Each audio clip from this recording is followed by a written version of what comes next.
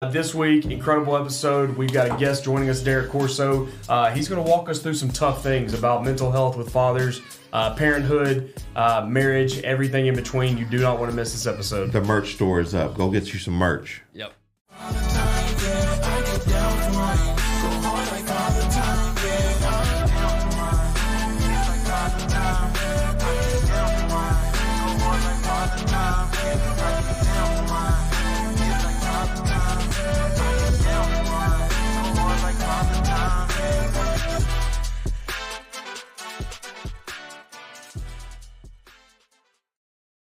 Just because I was so done, like internally and subconsciously, it eroded my ability to just sit there and hear it.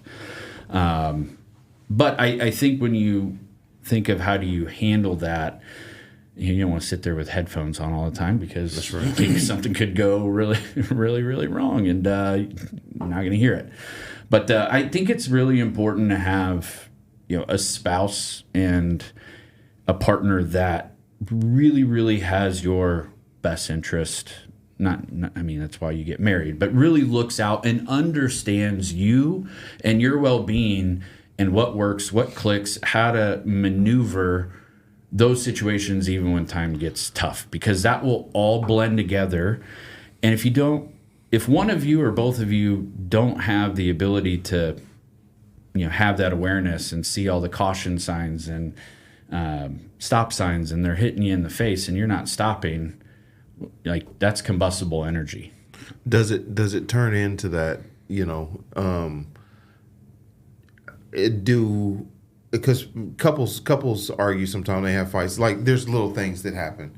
Does that amplify that? Absolutely. Does it amplify it to Absolutely. the point to where now we have to figure out a way to come down from this position? Well, then there's no break, because now you're stressed from job, from fatherhood, and then you take it out on each other. And I'm speaking just on disrupted going sleep, through it, talking with you about it, and then there's no avenue of your life that doesn't seem like it's stressful or going right.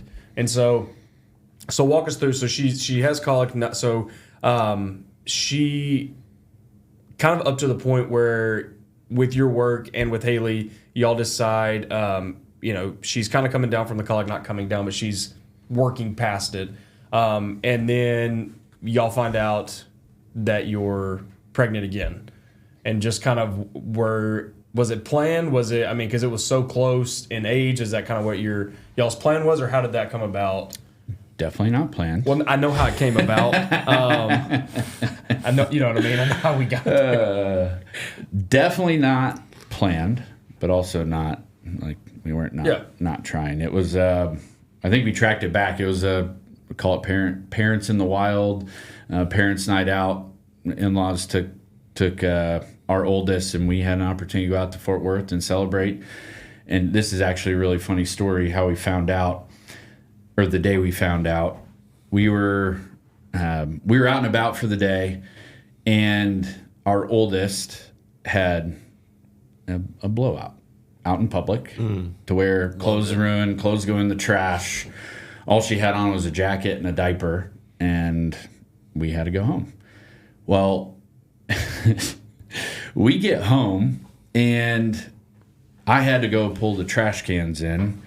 But on the way home, Haley was like, hey, I might need to stop and go get some pregnancy tests, And for us, one of the signs is our German short-haired pointer. She's my dog and usually attached to me and follows me, listens to me, but through both pregnancies, she was glued. She did the same thing when we would visit them when Casey was pregnant. She would lay on Casey the whole time we were there. Glued to Haley. And so that had been happening, and Haley had been feeling a little off.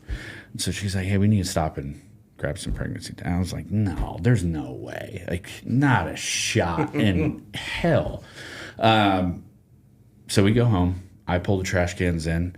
By the time I get in the house, I've already blocked it from my brain, because I thought there's no way. Like, this is, like, we didn't even buy them to me.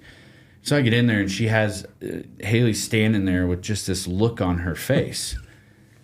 And my immediate response was, what, did she shit herself again? Like, Did she have another blowout? yeah, like, what happened here? She's like, no, Derrick, I'm pregnant. Oh, my jaw hit the floor. I was speechless. Yeah. No way. Like, this can't be real. Can't be real life. She had already, in a blink of an eye, taken, I think not just one. I think this is a common thing. They don't take just one. It's like several tests in a row, and they were all positive, like immediately positive. It's like, well, here we go again. Yeah. And so at this point, compared to the first one, now what are your thoughts? Now that you know kind of what to expect from a father, now you're adding another child. What's different this time when you're going, okay, now we're doing this again? Well, it was it all became a scenario where just because I had struggles or colic or whatever it might be, I still didn't forfeit that mindset, mind frame of I want to be, this stigma, the misconception of that strong, stable dad that doesn't break in the face of adversity, that is the rock for his wife. He is able to do it all, right? Work, take care of his wife, take care of his kids, provide, etc. And I was glued to that. And I tried to make that a inspiration and motivation to just build that every single day, despite how hard it got, despite what I was going through, despite the fact that, I wasn't sleeping. Right? It wasn't just because sleep was disrupted from having a baby with colic. I got into the habit of, it was frequent for me to pull all-nighters because it was my time. Right? Girls are down, girls are asleep. We had like a structure and a schedule where Haley would take a feed, and then she would go to bed. I would take that late night, midnight-ish feed because I'm a night owl by nature. And then she would take the next one, and I would take the one after that. So we could both have an opportunity to sleep. Well, that was I looked at it as my time. Very selfish. My time to do chores, wash bottles, pick up the house, do laundry, sometimes even work, or just sit on the recliner and veg because it's my opportunity to decompartmentalize. But I don't think you realize how sleep, like it, you read it. Everybody tells you sleeping, the baby's sleeping, but you never really realize what it does to you mentally, physically, emotionally when you erode yourself from sleeping. So don't do that. And yeah. I was in that cycle where I didn't even think about it. And so I still felt like going into, the next kiddo, I'm good. I've got this. I'm Superman. We can do all this. And now Haley has had an experience where, although she didn't have, the experience of being around kids or younger children growing up and changing diapers, she did a phenomenal job. She adapted well. She was doing better than me adjusting to parenthood in this new life. And that made me even more confident. It's like, oh, we got this. Like, we got teamwork. We got schedule down. We kind of know who's good at what and how timing all works out. And so it didn't stop, right? Like, I went in and also was like, 2, perfect. They'll both be down. Like, it's not going to miss a beat, and I can still keep up. Which I was in for a surprise on that one too. Yeah, so then baby number 2's on the way, arrives. Y'all realize you're going from zone to man now. Now it's divide and conquer. It's not a 2-on-1 fast break to where you can pass it off to each other. You're both engaged basically full time. Yep. So baby number 2 arrives, pregnancy and everything goes well. Like you said, thoughts on, after the baby, definitely like, hey, we need the rest, we need the breaks. Y'all get home with baby number 2. How is it for the first few months having 2? Especially at that time, 2, you had one that was basically a year and a few months old. Yep. So you've got essentially 2 babies. 2 babies. Not that we're out here giving a whole lot of solicited advice, and I think this is more of do as you wish or do what you're comfortable with. But I will say what also helped and still helps today is with our oldest, we pulled the plug quickly on own bed, own room, out of our bedroom, despite how difficult it was, despite that it was in a different, even not even an adjacent room to where, we're having to use monitors. But she now sleeps basically 12 hours through the night because she didn't know any different at that point in time. We pulled the plug.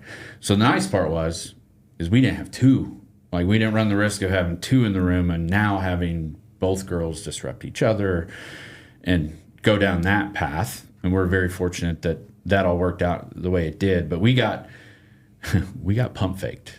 Our youngest gave us 2.5, 3 weeks of what I expected, like normal. I don't know that anything's normal, but what you expect from a baby: cry, whine, fuss, hungry, dirty diaper, tired. She was great. And I made the mistake of latching wholeheartedly onto that and saying, okay, she's going to be the easy one. This is going to be a breeze. We already went through the difficult colic for 4 months, endured that. This is going to be cakewalk. Oh, no. Week 3 or week 4 rolled around. Oh, I mean, it was every bit of 8, 9.5 weeks straight of going right back to what we did the first time for 4.5 months. Which I think at that point, I didn't realize that at the time, but that was a big trigger for the consequences and kind of self-destruction that cockiness, that confidence going into it was really, really going to bring. Because I already shifted emotions and mentality and everything else, so this is going to be easy. And I'm tossed right back into a high pressure cooker situation with now yet another baby to take care of, which adds way more stress and fuel to the fire that you just cannot prepare for. Well, it also mentally, you're thinking you've been through it before, so you know kind of what's in store. Yeah. When you realize she's colicky as well, you're thinking, are we going to have 4? You already set yourself up for this is going to be miserable for X amount of time. So it's almost hard to even get out of that funk. Even if it's not going to be that long. And she wasn't as long. She was about half the time. But you're still thinking, how long is it going to be bad for her? And I could actually, both Haley and I were different, right? Because there was a trigger in that response and going back to fight or flight and never being able to get out of it. We were just there less than a year ago, and here we are back. And whether at the time we saw it or not, it was clear that tension that you were asking about was like threefold, fourfold, just on everyday interaction or simple things like the diaper genie needs changed out and it's overflowing, and the kind of combat that would come from, why didn't you take it out? Why didn't you take it out? Why did you fill it up? There's, a dirty wipe on the floor. Why didn't you clean it off the carpet? And like just those simple things to where normally you'd just be like, pull the damn bag out and you take it out. You don't think about it, move on. It became grounds for combat. And in those high stress, combustible energy type situation, man, like that's a dangerous road to travel down. Which my wife and I kind of flip roles throughout history, where she originally in our relationship was the one that, showed her feathers and was a pistol and had an edge, sharp edge at that. Still does to this day, but you got to kind of push a little bit to bring it out of her, and that's why I love her. And I was the calm, cool, collect. Nothing would get to me. I'm like, just another day. We flipped, where she started to become the cool, calm, collect with it, and I was the one that was off, like starting to get off my rocker and have an edge, and I was seeking more of the combat because I wasn't taking care of myself. I wasn't sleeping, I wasn't exercising, I was overworking myself to get out of the stress of those situations because that was my escape. Whether I heard it or not, it was fun, it was motivating, it was something that also fueled the ability to provide for my family, which I loved and appreciated. Drinking excessive amounts of caffeine because I was a night owl, because I was staying up late, because I was stressed out. Well, the thing that helped me was drinking. And I went through a very long period where I drank more than I ever drank in my entire life, sometimes just to go to sleep, just to soothe by myself, right? Which not a good path to go down. Yeah. that's kind of when, I knew that I wasn't like that. That started the path and was something, Haley brought up and kind of pointed out and we talked about. And, that was a moment that really shifted the paradigm to starting to pay attention to those types of things and how far off path I had gotten. Yeah. So you said some of the signs, like when you knew you were mentally struggling, excuse me, was the drinking, the caffeine, the kind of little small conflicts that normally wouldn't be conflicts. When did you know, like, I'm in it? Like, I'm mentally, not just physically, because everything you're kind of saying right there is just, you were physically getting beat down. But when did you know mentally that I'm actually not good? Like, I'm not where I thought I would be, and I'm realizing that I'm not good. Yeah, and there's a few moments, one here of late, which was like the light switch that kind of just shook the ground underneath me and brought me to reality. But, their journey has to start somewhere. And I think that journey for me started in the summer. My in-laws have a lake house. We go out there and hang out and party.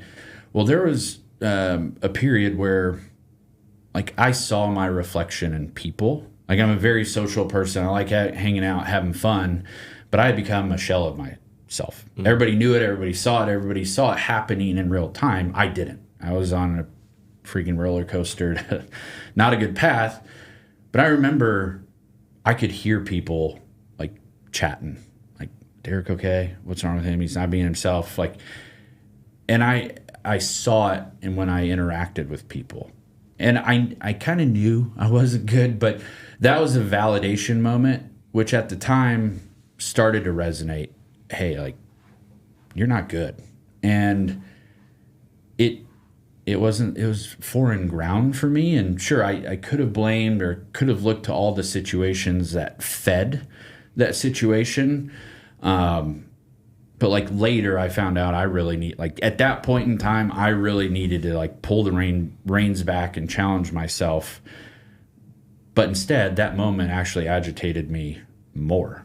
Because what do you care? Like, you don't know what I'm going through. You don't know how high pressure, high stakes this has been to take care of 2 kids, work full time, be a husband, be a dad, take care of the house, like, and deal with colic and sleepless nights and all those things. And so I started to get pissed a lot and made my edge even sharper to where people felt like when they were around me, they had to walk on eggshells, which was now a little bit embarrassing and humiliating that I ever let it get to that point. But I mean, that was a moment in time where it, like, that path to awareness and getting better started to trigger.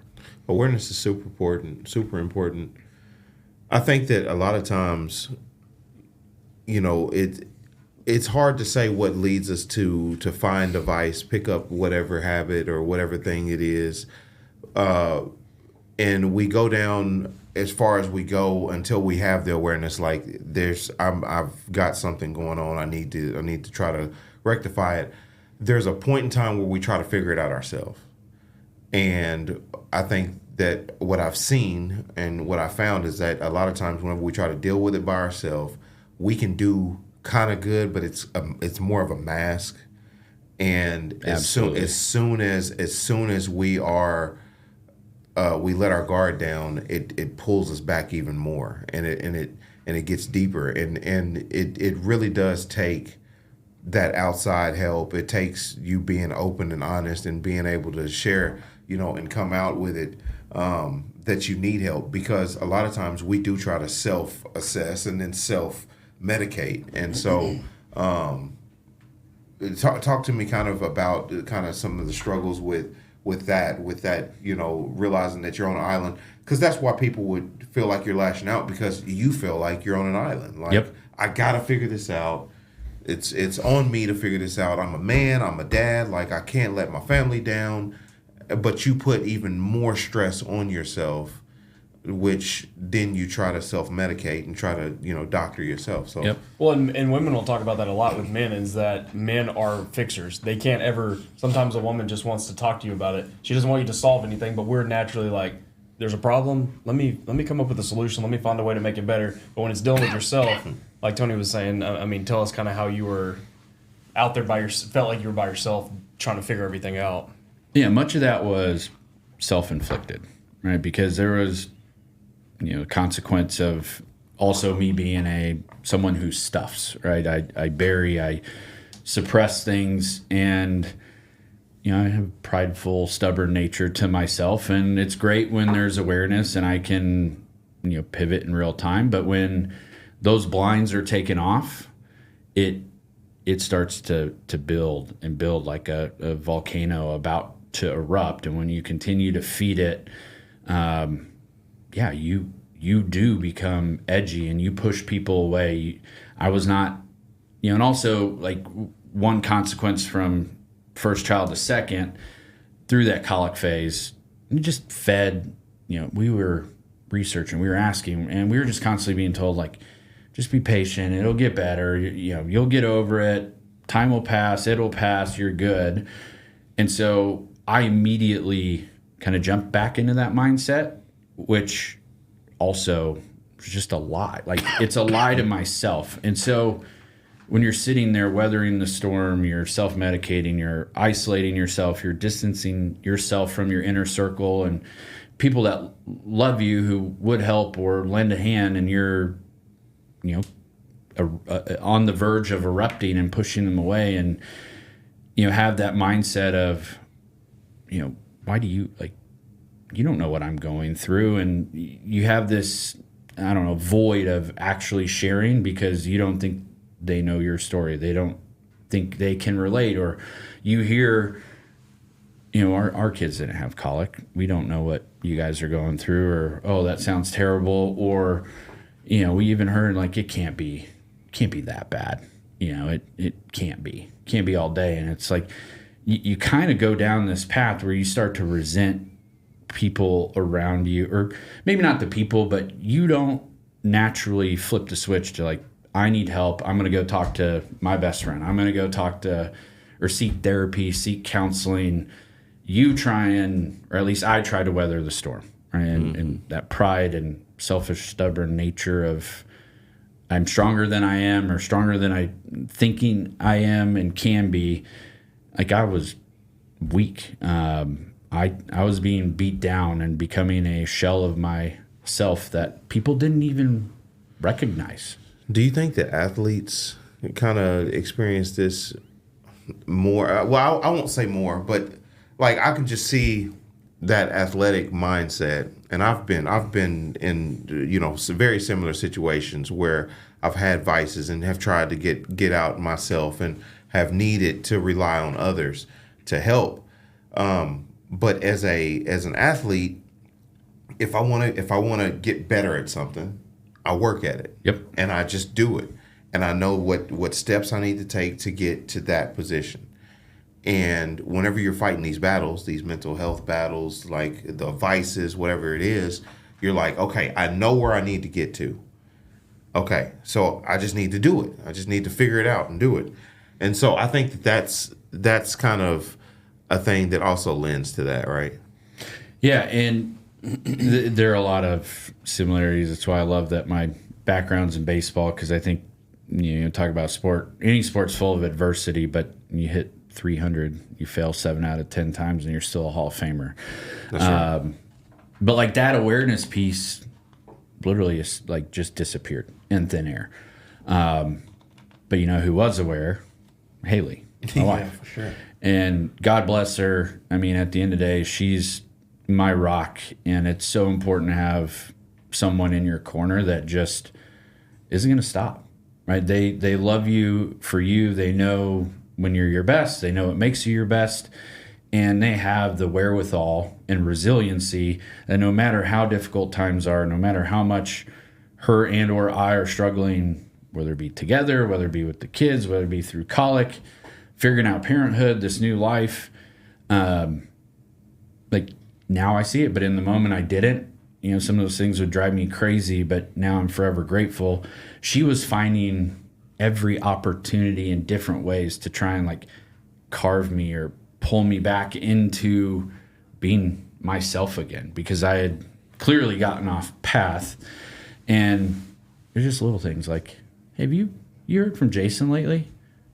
Or And that was an encouragement. Like I should probably reach out because I hadn't or was avoiding that conversation, or be like, hey, how about you go fishing? Like take tomorrow off, go fishing for the day, or go play golf, go up to the club. Like she was finding every opportunity to like go do the things that make you, that you love. Go talk to the people, because she knew she couldn't do it by herself, and it was going to take people who are probably just as stubborn and can't be as edgy and care about me as much, probably not as much as her, but close to where they would care enough to show up and kind of kick me in the shins that I needed. Because I went through periods where it got bad. Right? It got bad for me. It got bad for in the house, because I started to obsess over, what? I miss my old life. Like I miss life before kids. Dangerous thoughts to get to, but it was reality. It's not like I intentionally thought those things or brought those up. It just, the moment I woke up and started hearing the girls cry, it just triggered that every time. And then it led to, am I cut out to even be a good dad? Am I cut out to be a good husband? Am I cut out to be a family man? Is that really what I want and set out to be? Or should I just, go find a different path where I'm on my own and, walk out on my girls and my family, and, maybe life is better just by myself, right? Those things were starting to evolve in this downward spiral, and outwardly, I became harder and harder and shelled up and became more contestive and combative with Haley, and started even kind of resent, like, not the girls in a necessarily dangerous way, but our oldest it was always mom, like still primarily mom. And when it was, hey, come give daddy a hug or whatever, she wanted nothing to do with me. And so that just amplified those thought processes even more. And it was all self-inflicted, right? Because the effects of alcohol and caffeine and lack of sleep and overworking yourself, the stress and nature of going through colic back to back, and like all that together just becomes too much, right? Like that will cause you to erupt.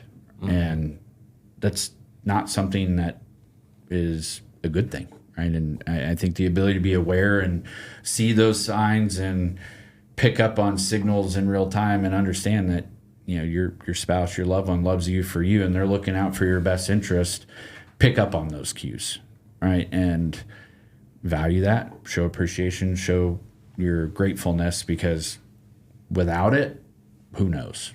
Like it could be a totally different scenario of me sitting here right now, but kudos to her. She hung in there. And well, so that's like kind of on the uphill swing from that's when you were, I would say, drowning. Like that's when you were head below water. As a friend, I could see it. Like when you talked about, should I step away from this family? Like, am I supposed to be here? Do they need me? Do they want me here? Like that's when I could see, you're in a bad spot. Like this not you. This is not. I mean, I could see the things building up, and there was things you and I talked about along the way that it was tough, because it was when you try to tell somebody, hey, you're not doing well. I don't care how you word it. I don't care how sensitive you are about it. There's no way to say that and somebody go, you know what, you're right. It's just not how it happens. And it's the same with like mental health with alcoholics. Like you can tell an alcoholic all the time, you're drinking every day, all day, you're an alcoholic. But until they step back and go,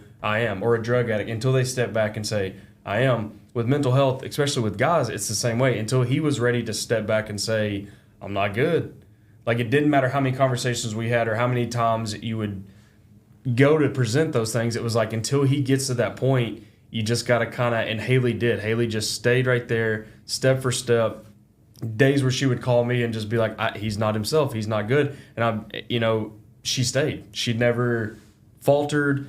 She never walked away. And so you're at that point, and what I want you to walk us through now is when you finally were like, I've got to do something. Like I'm going to lose the people I care about the most if I don't change. And like how you you're still, I mean, you still work on it. It's a daily thing. I mean, you're doing so many things, and it'll be something forever. But what I think would be helpful is like, how did you start taking steps in the right direction, or what was it that you said, that's it, like I've gotta.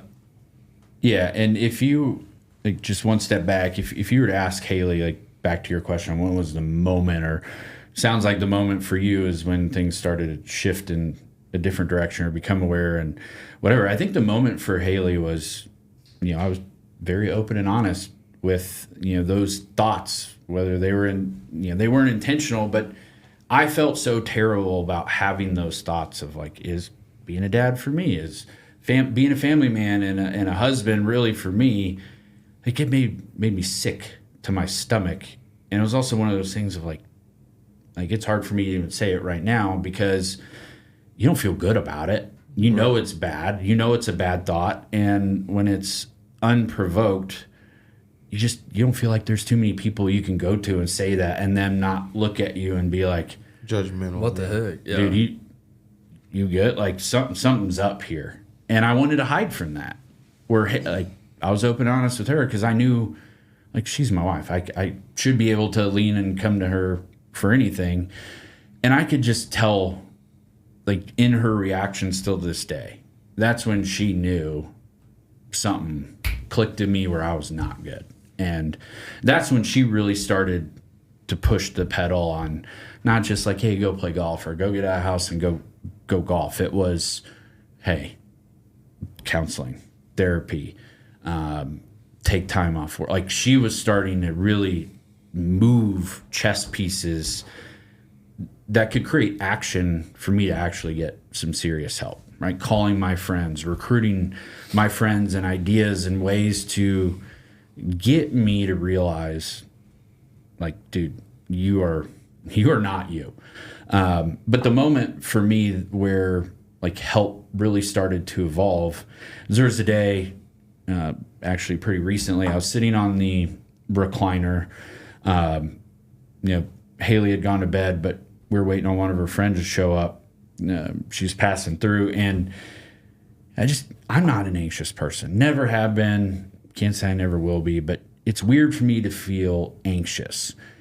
And I had like this overwhelming wall of anxiety just hit me hard. And in the past, it would be natural for me to avoid it. And suppress it and push it away and say, yeah, like screw it, or crack a cocktail, like find a way to just make it go away. There's that sign from above where it's like, no, not today, bud. Like you gotta go through this. Let it overwhelm you. Feel all the emotions. Feel what's coming through this because you're gonna come out the other side with clarity. But if you resent it, like, have you had fun, right? Have you enjoyed the way life has been? And that's when just kind of let it happen. And I'm forever grateful I did. Yeah, it was tough. It was difficult, but that's when things really started to, improve dramatically because now I had an experience that shook me. A lot of the signs of things of the past and things Haley was doing and people trying to help or all the caution signs and stop signs that were hitting me in the face along the way started to resonate. Like, wow, I am not me and I'm off a cliff. And, I started going to therapy, which I highly, highly advise. Certainly. Yeah. Don't wait until you're where I was. Don't wait until you're even halfway where I was. I would highly recommend it and encourage it because I also came from a world or just the whole mental health thing, counseling, therapy. There's a stigma, whether it was media driven, like who knows where it came from. But it was always like, yeah, it's kind of a sign of weakness, right? Like tougher than that, better than that. And so it was nice to just finally, forfeit and just go.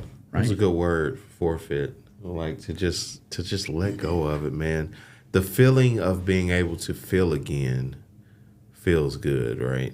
Like feels great. like that feeling of being able to be able to feel again. And it's scary at first because those emotions start hitting you, those other feelings, the things that that you've been suppressing, like, are real. But man, I'm so glad that you found the resolve to withstand the fiery darts of the enemy, bro. He tried to kill you. He tried to take you out, bro. And tried to remove you from your family. And like, that's the battle that we should be fighting. Like, the enemy cannot take us out of the position that God has put us in. Mm-hmm. And so, like, I'm grateful that you found the resolve to get out of that and to be talking about it now and bringing awareness to these things, because we all have stresses on our shoulders. Like, we all go through stuff. How do you move forward whenever you've made a mistake? You've made mistakes. How do you go forward without allowing those mistakes to define you or to, like? Yeah, I would encourage, therapy, counseling, right? Finding an outlet to go verbalize in a confidential nature. And more importantly, what I've gained from it, it's a third party individual, potentially individuals on, where you go or what it is, who don't know you or your spouse or your situation. So they operate with zero bias. Where, for me, there's a little bit of like a negative connotation or fear based of, hey, if I share a little too much, they might think about me or my kids, or, they might have an opinion that they're not going to let go of or treat me or whoever differently. Where just start that early, start that before marriage, start that during marriage, just have that as an outlet, because the ability to go verbalize and get, especially for somebody like me, and I know a lot of guys are this way, who stuff, get it out, right? There's healing in that. And so start there. I guess everybody's comfort level and ability to do these types of things on a routine basis are different, but exercise, go make time, go find time, exercise, sleep. Can't stress that enough. Because that would be probably one of the worst things that will get you is lack of sleep. Eat well, manage your caffeine. That's a big one too, because the chemicals in that, along with everything else, all ruminate around, that has problems. Journal, I found, is a very big, helpful way to start a day, and tap in, listening to like have a structure to it, and do it every morning. That's right? Cool. Do it every single morning. And once you get into a routine, it's a place to just dump your thoughts, to structure your thoughts, to also find paths and ways to communicate with your partner, right? Connect. Here's what I need today. Here's what I'm looking forward to today. Here's what might be a difficult challenge. Or back to some of your guys' narrative, it's like, I've got 20% to give today. Today's going to be rough. But if you start your day there with that type of awareness, you're unlocking the ability to promote that and enable that, which in return helps you. And you need your inner circle. Like, through this whole experience and distancing myself, that was a wake-up call, right? When I had that moment and wanted to pick up the phone, wanted that initial reaction to lean on somebody, man, I was like starting to go through the list in my head. And I haven't talked to him in like a few months. I haven't talked to him.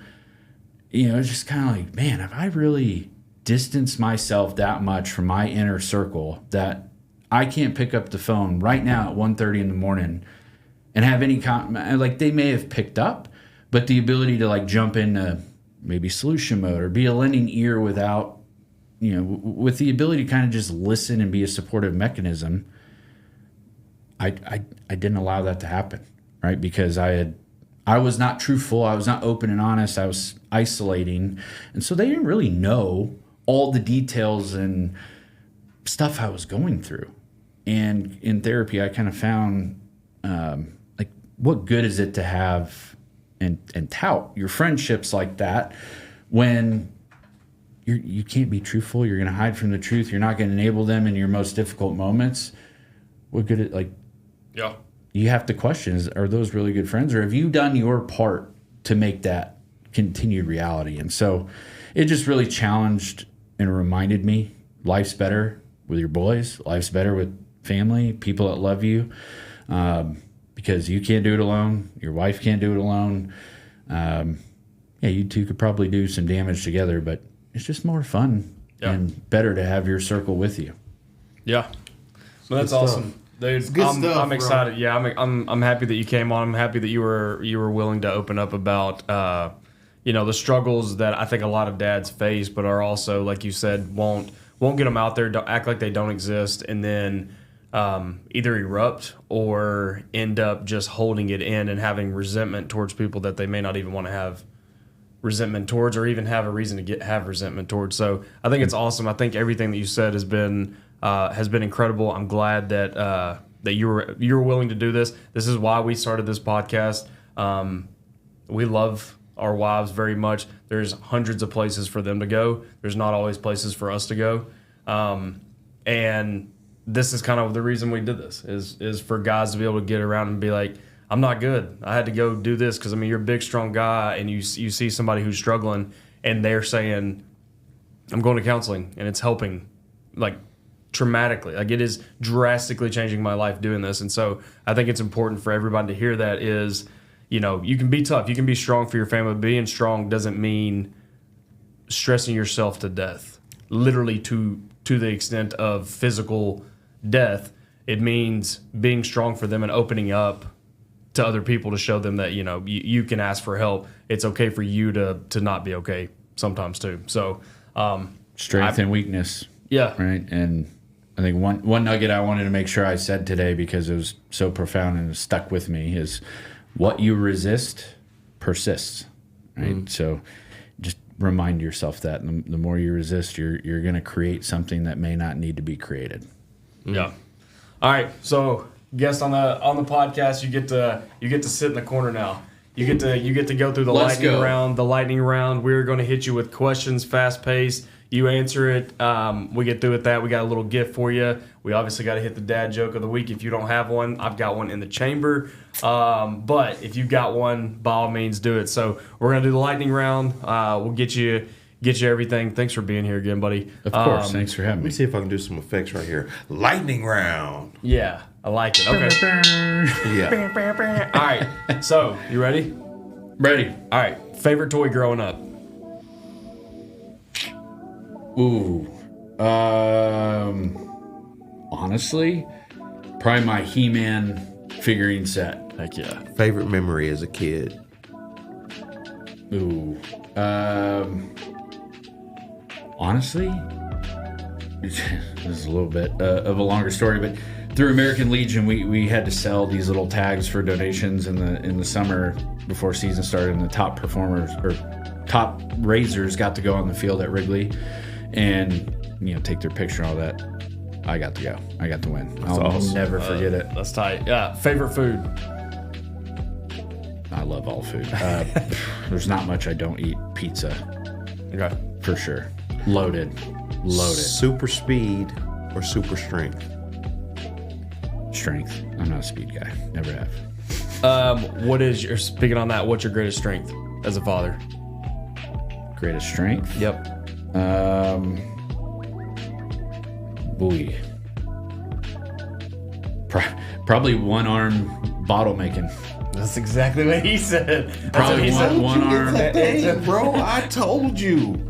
Heck yeah. It's hard when both girls, you can't really do it when both girls are in your arms, but definitely one and you're having to take lid off, scoop, all that. Oh, man. I've gotten very good at that, and don't spill. Hero that you are most alike?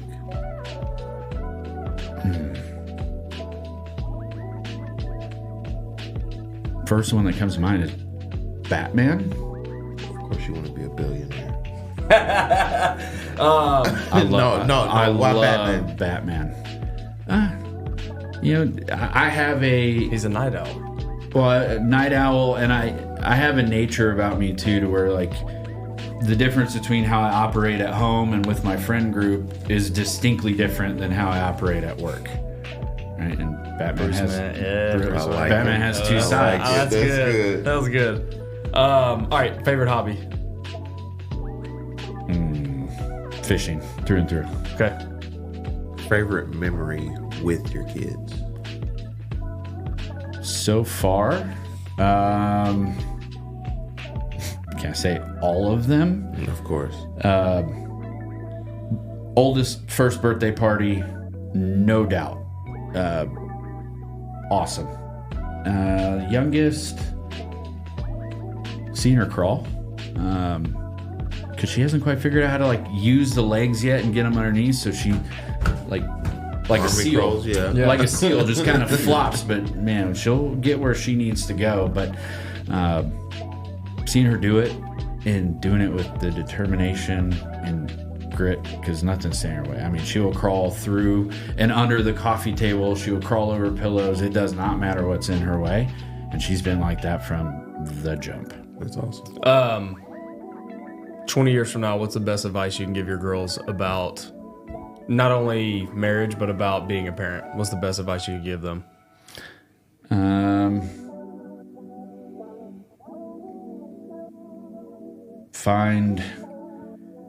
Find your outlets and people that bring out the best in you, to make sure you have the best of yourself that you can offer to everything and everybody else.